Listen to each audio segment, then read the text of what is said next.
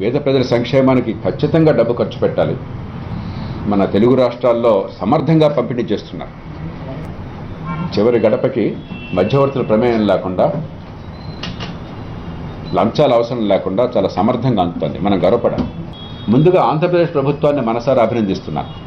ముఖ్యమంత్రి జగన్మోహన్ రెడ్డి గారిని, వారి ప్రభుత్వాన్ని చిత్తశుద్ధితో విద్యా ప్రమాణాలు బాగుపడాలని ఒక ప్రయత్నం జరుగుతోంది. ఈ మధ్య ఒక ప్రైవేట్ కంపెనీతో ఒప్పందం కుదుర్చుకున్నారు. సరే, ప్రైవేట్ కంపెనీయా కాదా, నేను దానిలోకి వెళ్ళక్కర్లా. ఎవరైనా కూడా ముందేమిటంటే మామూలుగా పరీక్షలు, మామూలుగా మార్కులు, ర్యాంకులు కాదు, పిల్లలకి నిజంగా విద్యా ప్రమాణాలు పెరగాలంటే పద్ధతి మారాలన్న ఆలోచన ప్రభుత్వానికి వచ్చింది. కాబట్టి ప్రభుత్వ సంకల్పాన్ని నేను పూర్తిగా అభినందిస్తున్నాను. విద్యా ఆరోగ్యాన్ని ప్రజలకు అందించాలని చెప్పన్న కోరికని. కానీ అందించే తీరు ఈ 60 ఏళ్ల అనుభవం, 70 ఏళ్ల అనుభవాన్ని దృష్టిలో పెట్టుకు చేయాలి. అలా కాకుండా పాతదాన్నే కొంచెం కొనసాగించి మరింత బాగా చేస్తాం అనుకుంటే పాత ఫలితాలే వస్తాయి.